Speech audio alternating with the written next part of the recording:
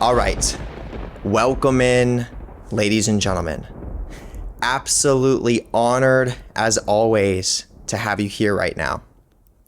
So in today's video, this is going to be very fascinating, the subject that we're speaking about. And I'm going to be going into a lot of depth, sharing my own personal experience with hate, specifically how when people direct hate towards you and how that actually reflects a deep hatred, a self-abandonment, and a self-betrayal that they have within themselves. And I'm going to be explaining all of this. So if someone is a critic or they're a hater and they just always give you a hard time or they give other people a hard time, I want you to be able to really understand the deeper mechanics of what's going on inside of that person's system so that you can grasp when this happens so that, once again, you can better work through it.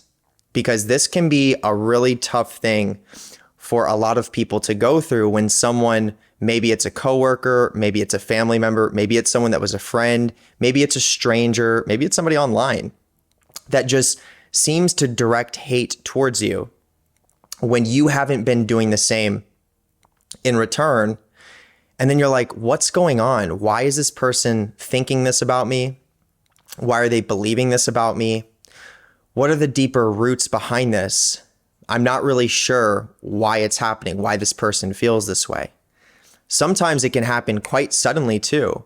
Sometimes someone can be cool and then in the matter of 24 hours, they can switch on you and they can start demonizing you. They can start painting you out to be somebody that you're actually not. And then they start directing criticism, judgment, shame, and hate towards you. And that can be, once again, quite traumatizing for somebody to go through if you don't really understand the deeper roots of why it's happening in the first place.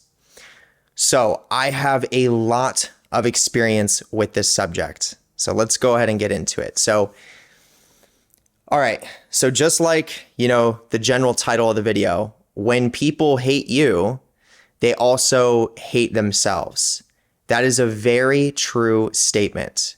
For any person that is going to harbor hatred, and when I say harbor, that's the key word there. Feeling hate towards another person can be very natural and even healthy when you're needing to process repressed anger.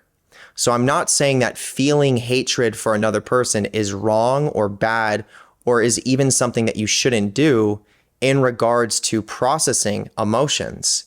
But when you're holding on to hatred, when you're harboring it, and then you're attaching to a certain person that fills the role of what you hate or why you hate, that's when it becomes a serious problem because you're holding on to it and you're not actually getting to the deeper roots at an emotional level of what's driving it in the first place.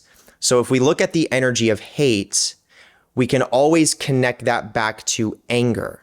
So there's always some form of an anger that drives hate. Hold on. You want to say hi? Come here, say hi.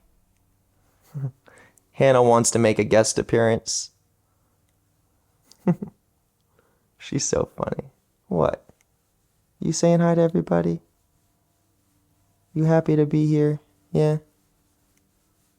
Okay. Can I finish the video and then give you some lovin's after? All right. Okay. You want to go outside? All right, give me 1 second. There you go. Okay, Hannah's outside now. All right, so as I was saying, when we're looking at hate, we're always looking at a repressed emotion that drives it. So in this case, that repressed emotion is going to be anger. Now, we want to always go a little bit deeper because it doesn't just stop at anger. So why is there anger? What other emotions potentially could be in the system that was driving the anger? And that's where we're going to step into other feelings, potentially like fear, sadness, the feelings of abandonment, the feelings of shame, and the feelings of betrayal. Okay? So these are truly the emotions that exist under the anger, and it's the repression of the anger that actually then drives the hatred. It's either the repression of the anger or the attachment to the anger. So if there's an attachment to the anger, then that means there's a deeper repression or an avoidance to the fear and the sadness. And if there's a repression of the anger, so if someone's not willing to feel their anger, then they haven't even got to that layer yet. They haven't got to the anger to even then get to what's underneath the anger. All right? So with that being said, when someone is a hater and they're a critic and they hate you or they direct that energy to you, it's a reflection of something inside of themselves that most likely they are afraid to face. And just like what I just described here, it's that it's either the anger, the fear, or the sadness. These are the primary emotions that the person who is the hater is afraid to feel inside of their system. So what this means is that they are trying to continue projecting and holding on to this attachment through everything else and everyone else. And there usually is going to be a couple primary avenues that this attachment is going to show up. So maybe it's you. So maybe you're the person that fills that void for who they need to hate. Maybe it's a group of people. Maybe it's an organization. Maybe it's a political party. Maybe it has something to do with spiritual beliefs between good and evil, right? So there's always got to be something that fills that void for the person who is a hater, because they don't want to actually face themselves and realize that they are truly responsible for one, going through the trauma and then processing it. So I had to kind of make sure I said that in the right way, because, at a human level, there are certain traumas that we go through that we don't necessarily sign up for at a human level. For example, like being born into a family that's very abusive. But truth be told, at a soul level, you decided exactly what you wanted to experience in your life, and you chose that. So there is some level of a responsibility that has to be taken. And this is just so that you don't have to remain as a victim in your life to all the circumstances or situations that occur. Okay, so it's good to take that responsibility. But what I'm saying here is that for the person who's the hater and the person who's hating you, they're actually seeing something inside of you that is triggering something in them that is making them feel probably 3 different emotions. It's either anger, fear, or sadness. And I think probably most likely, you're reflecting some sort of a deep fear and some sort of a deep sadness inside of them. And the way that you're bringing up these feelings for them might not have anything to do with you trying to hurt them, might not have anything to do with you trying to judge them or trying to shame them or make them feel bad, but you're simply just being who you are. And you might say something, you might have a belief, you might do something that then triggers those feelings inside of the hater. Now, the way that the hater works with their system is they're not mature enough yet to actually integrate their emotional root causes. So for a healthy person, if something triggers, for example, if something triggers a deep sense of fear, sadness, or anger inside of me, the first thing that I go into is, why am I feeling this? Can I allow myself to be present with what I'm feeling? And what was it that this person did that triggered this in me? And where is this emotional root cause located? So what is it that I went through in my past that led me to having these emotions stored in my body that then just triggered through what this person said or what this person did? So the last thing that I'm looking at is trying to judge, to criticize, or to blame the person that triggered me. Yeah, I might feel a little bit frustrated. My energy might pull back a little bit, but I also have enough maturity to realize they are not the source of the pain that is being brought up in my body. So I always like to work with life in this way, where things are in energetic resonance. And with stuff that exists inside of our deeper unconscious and our subconscious mind, this is stuff that you cannot escape. You have to eventually face it, and you have to eventually work with it and process it. But for someone who's a hater, their response is, it is your fault. You are the bad guy. You're the bad person. You did something you shouldn't have done because you just made me feel this way, and I don't want to feel this way. This is not good. This is bad. So therefore, it is your fault. All right. So, and in this dynamic here between you and the hater, or another person and the hater is actually hating a part of themselves, because that deeper sadness, fear, and anger that is getting triggered inside of them is actually a wounded part of their own inner child. So in other words, that wounded inner child that they have that's actually being brought to their attention through the trigger needs to be loved, needs to be reintegrated, and needs to be worked with.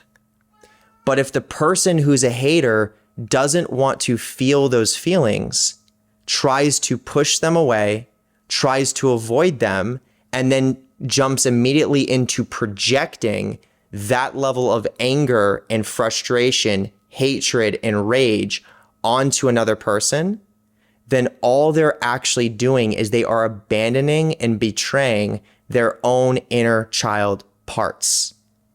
And they're dissociating from the actual past. They're dissociating from the parts of them that are still stuck in the past. And because of that, they're never going to be able to fully process the wound.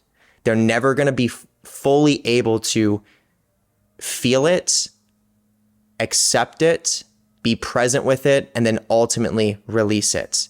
Because they're so busy about you being the reason why they feel this way. But the only difference is that they don't understand that feeling those feelings is actually what they need to do. So there has to be a lot of different coping mechanisms, a lot of different relationships, a pretty crazy, extremist, and rigid-based belief system that they always have to hold up and they always have to maintain in order to tell themselves a story that those feelings are not good. That's literally what it always comes down to. It's as simple as that.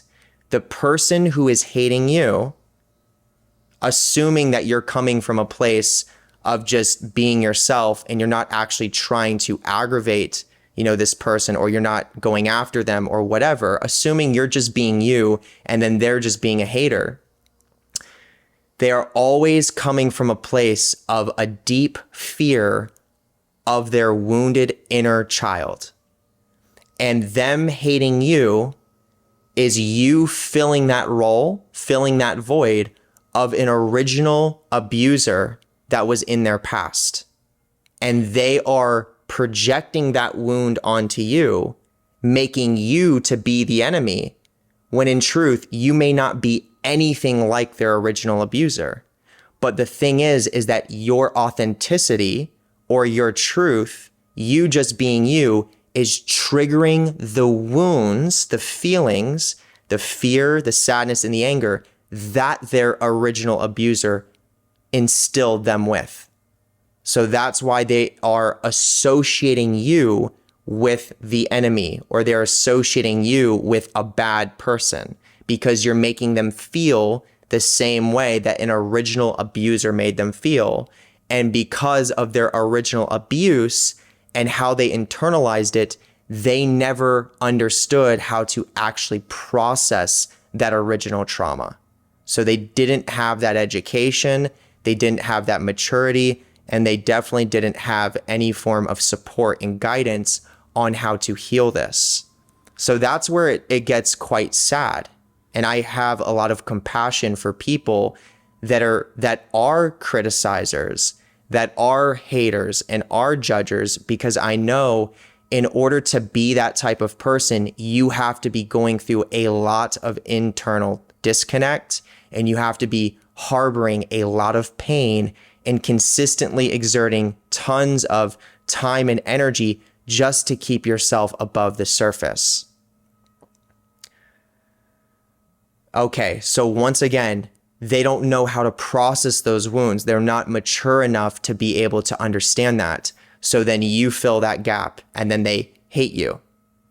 When really, there's probably a much deeper aspect of themselves that's more connected to their authenticity that is highly drawn to you at the same time. Isn't that an interesting thing?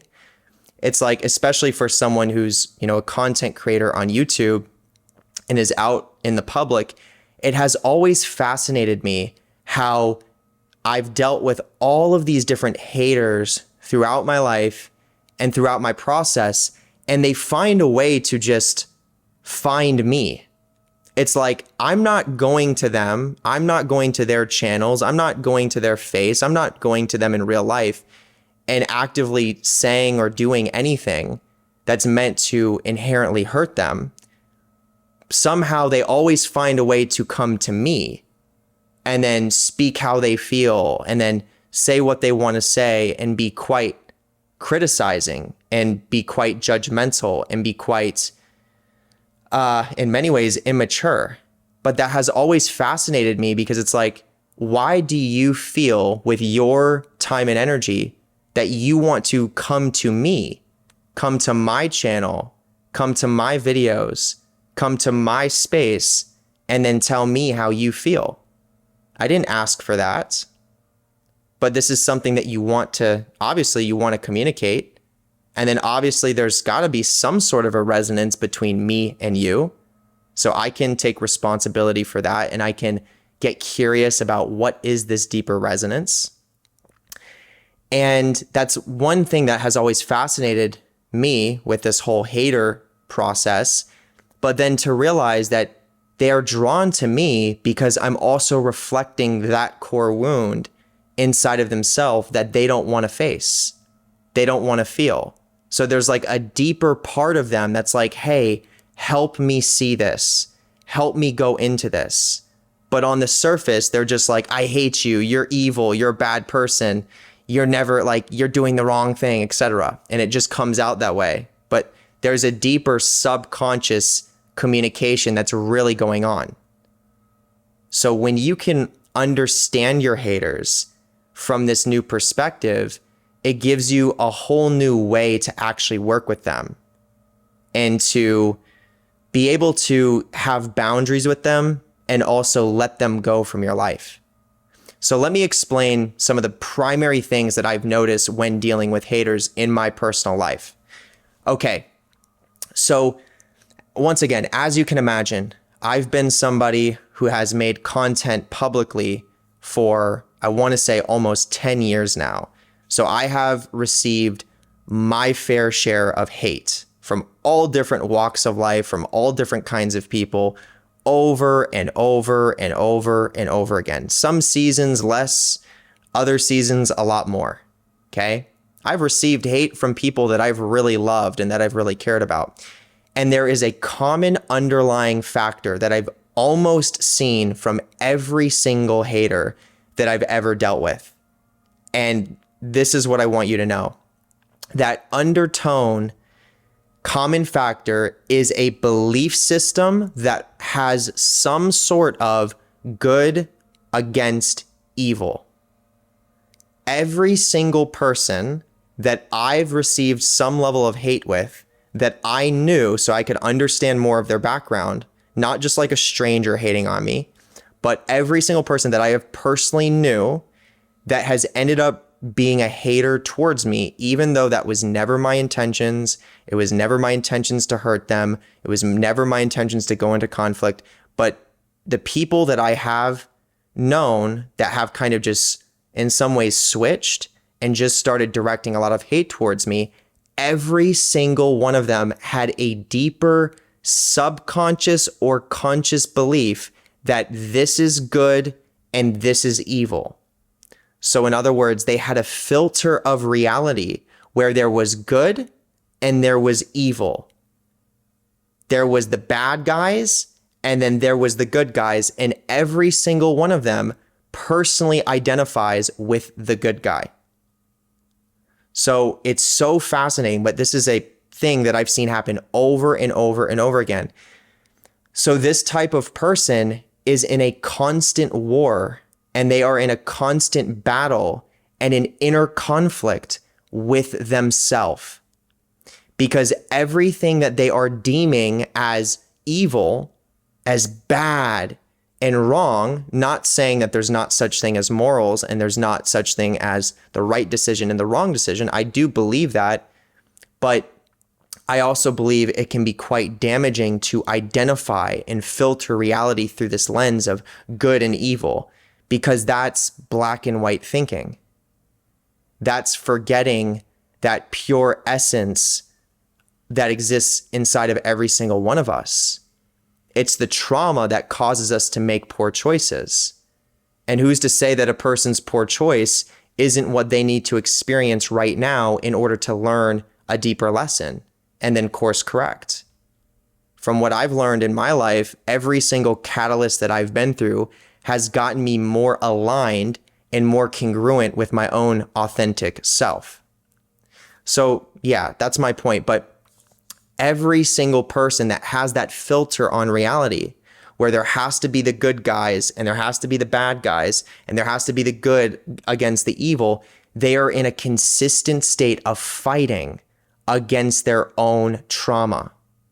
They are fighting darkness, which they think they're fighting externally in the world around them. But as we all know, everything operates from as within, as without. So they're not simply just fighting darkness outside of them. They are fighting darkness inside of them. And what they're calling this darkness inside of themselves, they're referring to as bad or as wrong or as evil. They are also shaming, judging, criticizing, and ultimately hating those parts of themselves, those wounded parts that, yes, do carry negative energy and are very much so frozen and stuck in the past. But those parts of you, once again, they need love too. They need presence. They need connection. And I can promise you, the more you judge them, criticize them, shame them, and have this inner conflict of you're not good, you're bad, get away, I'm this way, I choose to be like this, I am whatever. That is more and more of disconnect and non-acceptance. And that is always going to end up hurting you in the long run. Because, as I said, every person that I have experienced that has essentially betrayed me and has significantly abandoned me and then has turned me into some arch enemy, or has turned me into the person that originally abused them, has always had this filter of reality to some level. Some people had it more in the subconscious, meaning they didn't fully communicate it because they weren't conscious of it. And then others were very conscious of it. But every time I work with somebody, or every time I develop new relationships with people, this is something that I do pay attention to. So if I see signs of a person who views reality in a very black and white way, this is good, this is evil, it always makes me feel a little bit uncomfortable because I've had so many experiences of this type of person that is willing to try to get close to me, try to connect with me, get to know me, and then suddenly just turn into a different person because I end up saying something or I end up communicating something that they weren't mature enough to hear and they didn't want to feel, and therefore then they start creating this story. And I have to then fill that void of their original abuser, not because they want to make me that person. And I don't think that this is malicious for people. I don't think people are out here to get me. I don't think they want to make me the bad guy. I don't think the people that hate on you and turn you into something you're not, I don't think they want to do that. I think with their level of maturity and the relationship that they have to themselves and their inner child, this is something that they feel they have to do in order to protect themselves and in order to survive whatever the hell it is that is getting triggered in their system. But that is that common underlying factor that I've seen for everyone that has done this with me. So when I see this in a person, when I'm developing a new friendship or a new relationship, I'm always aware of that. So I know that if a person has that original foundation of a belief and filter of reality, that this is potentially not going to be the safest relationship. Now, I'm not going to judge a book by its cover. I'm not just going to, not allow myself to get to know somebody that has those beliefs, but I'm always going to be a little bit aware of that. And I'm going to be prepared to have boundaries if I need to have boundaries. But I'm not kidding you. Every single person that has once been cool with me and was connected to me, that then suddenly, seemingly overnight, turns into a hater or turns into a critic, is reflecting that sense of fear that they have within themselves of not wanting to feel whatever it is that I triggered inside of them. And I will also say this for personal responsibility. Every time I typically, manifest these people in my life too, it's oftentimes off of a similar energetic resonance that I've had in my life too. So there's many times in my life where I have self-abandoned myself and I have self-betrayed and I've been dissociated from my core. And another thing is that all the people that I have attracted into my life that have done this to me were people that were resonating with the version of me that would always self-abandon and self-betray. So in other words, they were resonating with a version of me that wasn't even real, that wasn't who I truly am. And it's so fascinating to see it because when I'm in my self energy, the types of people that I attract and the new types of energy that I bring in, this stuff doesn't happen. There's a lot more safety in these types of relationships. But as I said, I have a past. I have parts of me that are still traumatized from the past, and I'm still working through that. And that is resonance. That's still energy that is resonance.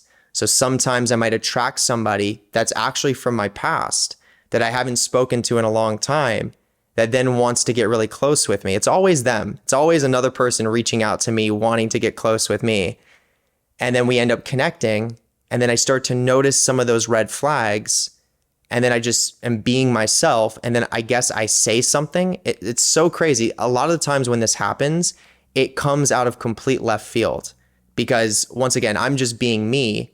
And with all the other, relationships that I have with other people and just in my personal life, I don't have issue. I don't feel like I have to walk on eggshells with people. I don't feel like, oh, this person's not mature enough to process things. So I have to watch what I say. That's not how I live my life. That's not how I want to live my life. That's not how I treat myself.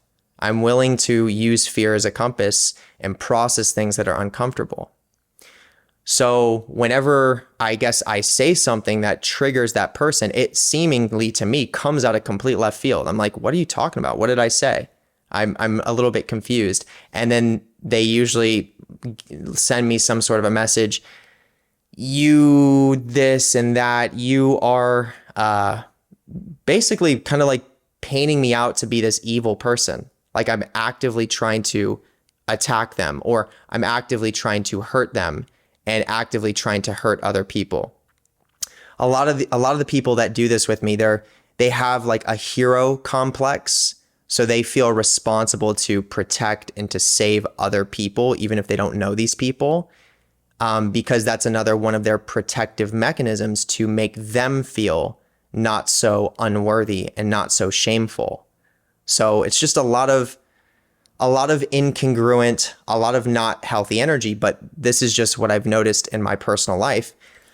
And then I'm like, okay. And then I try to communicate a little bit deeper to understand where they're coming from. And then oftentimes they just kind of leave. They either block me and they're just kind of gone. And it's a very weird energy. And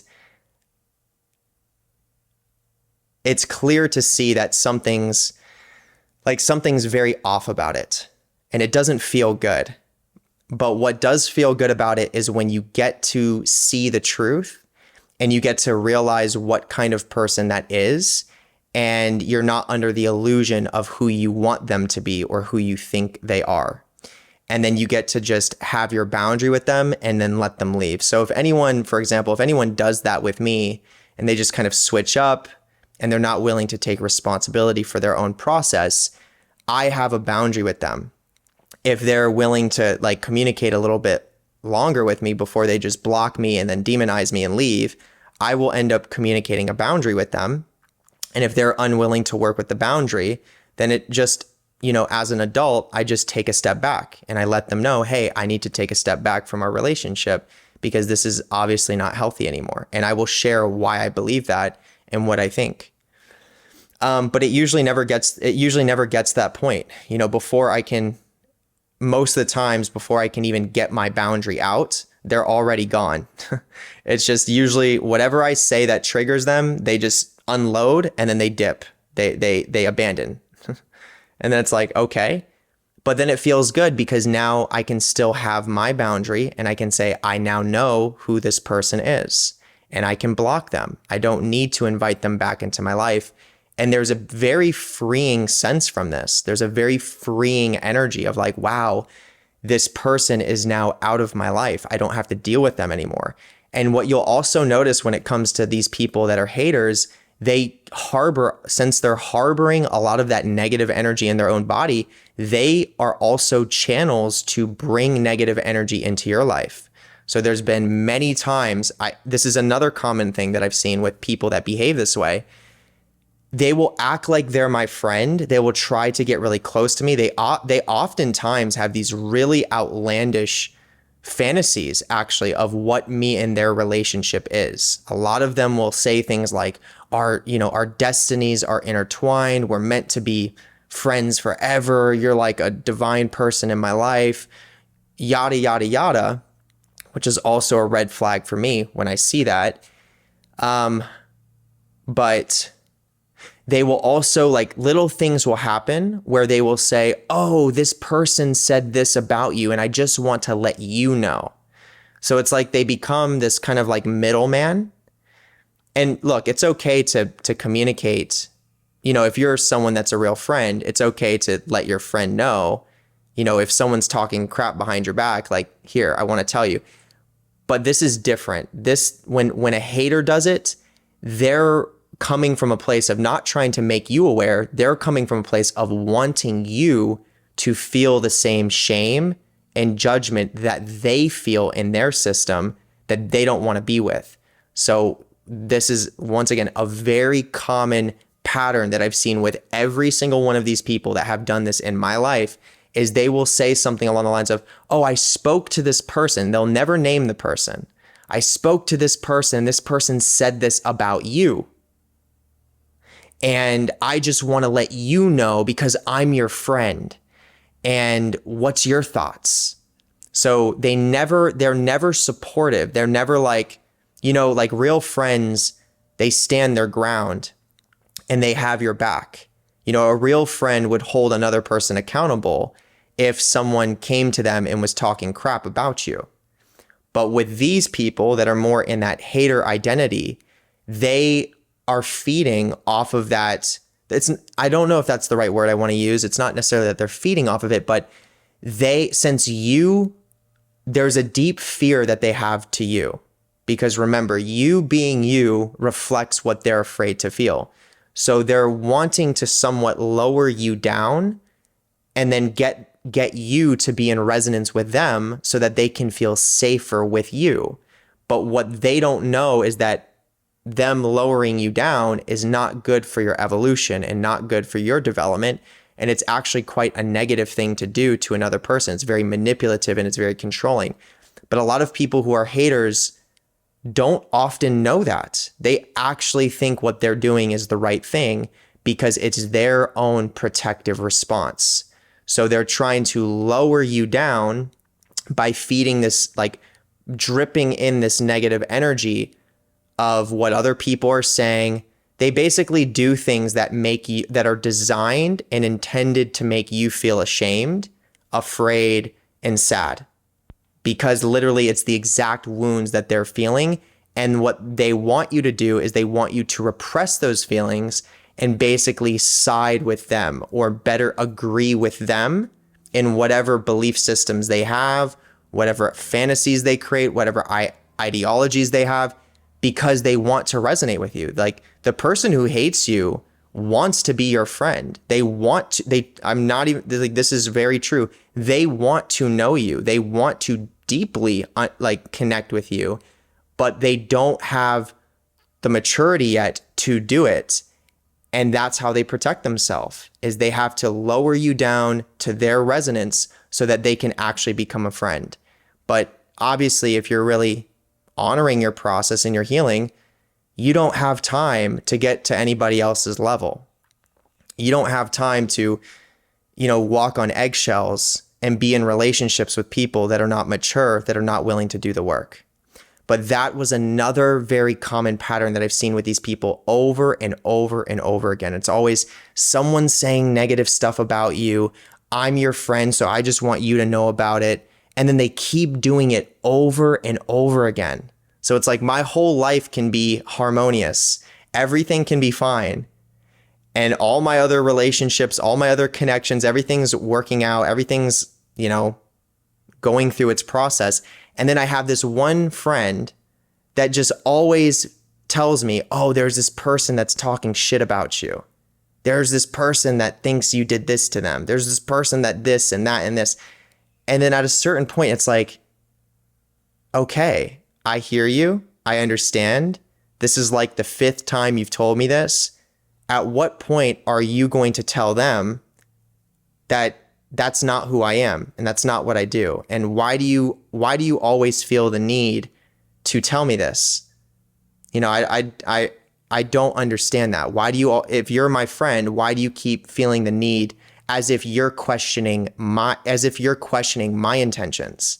Whenever someone who's a quote unquote friend or someone who's trying to become a friend questions your intentions, and they really press on that, and they say that they trust you, but you can see that they're not trusting you, that's another big red flag. That's another sign of somebody that is probably very willing to, hate on you and be a criticizer of you. Because once again, there's a deep wound inside of them that is reflecting in you, even though that's not what you're trying to do, and you're not their original abuser. So they are treating you as if you are, and that's not fair to you. So once again, when you notice these signs and when you notice these red flags, take it from my experience that it's wise to have an understanding that this relationship very likely may not be healthy. It very likely may not work out, and be willing to have your boundaries with them.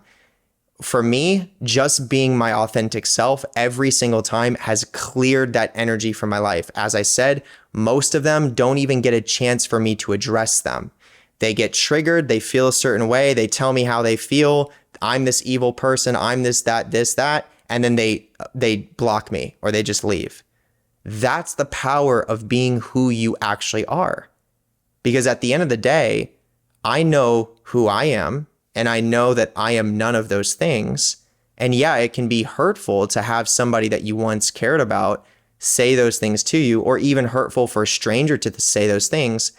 But if I have a relationship to the wounds inside of myself that reflect the wounds of the hater, and I'm willing to process them, whatever that hater says to me isn't actually going to hurt me the same way as it would if I wasn't connecting with those emotions. Because at the end of the day, that's actually an opportunity to feel more of my repressed trauma. Every time a hater hates on me, that of course is some form of shame, some form of judgment, some form of criticism. That can bring up feelings of like, am I good enough? Am I a good person? Am I bad? Did I do something wrong? As I reflect on that and take responsibility for my process and how I'm resonating with this person, then that can give me some room to feel maybe some fear, maybe a little bit of my sadness there, maybe a little bit of my anger, and I can really feel it. And then I can be with it, I can release it, and then I can appreciate the fact that this person came in, made me feel that way, and helped me to see a couple blind spots that were in my system that originally I didn't see. So it doesn't have that same charge. It's not that same hatred and anger that I direct back because I understand what's happening. And then they go on their way. You know, I have not once had a hater stay long term when I was willing to let them go and willing to face myself. Every single time they leave out of my life, and the more I'm willing to honor my inner process, the more they're gone, the more they stay gone. And it's so crazy. This is how you know everything operates in energy resonance. When I go back into old patterns and I start to cycle and I can feel my resonance shifting back to like my old life or my old self, they oftentimes can come back into my life and they kind of replay similar things over again. They might come in, they might apologize, and then the whole cycle replays itself again. So it's the weirdest thing, but it really goes to show that we do live in a universe that operates off of energy and resonance, and authenticity is your deepest form of alignment and your deepest form and way of creating the life that you truly want to live and harmonizing things. So what I want you to take away from this video is that when someone is hating on you, do not take it personally. But also at that same token, be willing to feel the feelings that are getting brought up for you from what the person is saying. Be willing to connect to those emotions in your body of what you're feeling when they are demonizing you, when they are saying that you are someone that you're not. As you're feeling those feelings, then be willing to have boundaries, be willing to be truthful to who you really are and stand your ground, and be willing to release them. Okay? Now also recognize that them hating you is them actually hating that wounded inner child part of themselves that they're afraid to face, that they've created belief systems, extreme belief systems, coping mechanisms, and attachments to keep themselves away from. So if you can know these fundamental things, and that the hater is not necessarily malicious, even though they can seem that way, they are not necessarily malicious and trying to hurt you. They're just afraid of themselves right now. If you can have this foundation dealing with criticism, dealing with judgment, dealing with haters, you are going to be on a really good path of acceptance and understanding. Because guess what? In life, you're going to experience haters. It is naturally going to happen. It is 100% a part of the process, but you can get to a point where you harmonize these relationships. So it doesn't have to be overbearing and overwhelming. And matter of fact, if you're really honoring yourself, you're never going to attract an overwhelming load of hate. No matter how it comes through, you will only attract what you truly do have the ability and the capacity to process. So trust that. All right. So with that being said, if you are going through your inner process and you're potentially struggling with it, I would encourage you to go to my Patreon. It is the first link below. I have an entire trauma course which will take you from start to finish on literally everything you need to know to heal really deep-rooted childhood wounds while creating a healthy foundation for yourself that will support you in regulating your nervous system and healing trauma. This is everything that I teach in this course is everything that I've used in my own life to go through my inner process and get back in touch with my self energy again. Okay, that's literally the most important thing that we can literally do in life itself is get back in touch with who we really are. And everything on that course is all of the different modalities, tools, practices, and education that I've used to do it and that I continue to use with different clients that I work with from all over the world that are going through these same types of transformations, getting back in touch with their self energy. So if you're looking for a pathway, here is your opportunity. First link below. You have to at least be tier number 2. Okay. Now, tier number 3 of the Patreon is very unique. This is called the Universe B Healing Ritual.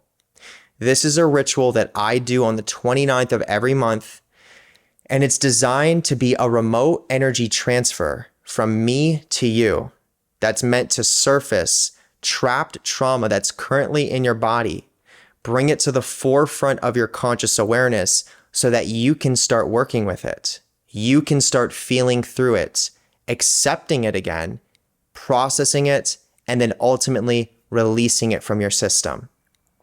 The longer that energy stays trapped in your body, the more it builds up in its resonance and in its negative charge. So at some point, you're going to have to face it. And it's going to be wise to really understand that and honor that, okay? But what I want you to know about this ritual is that it's not for everybody. This is by no means a quick fix. And this is not just going to make you feel good. This is actually a very significant energetic catalyst that, once again, is going to surface things that probably for many years you've been trying to avoid. But once you can actually face that stuff, work with it, and process it, you can actually ground more into your self energy. That starts to regulate your nervous system even more. Your resonance changes, and then your entire life can change for the better if you're willing to commit to yourself. So for those of you that are in resonance that want to participate in this, I would be honored to be a part of this process with you. It is tier number 3, first link below.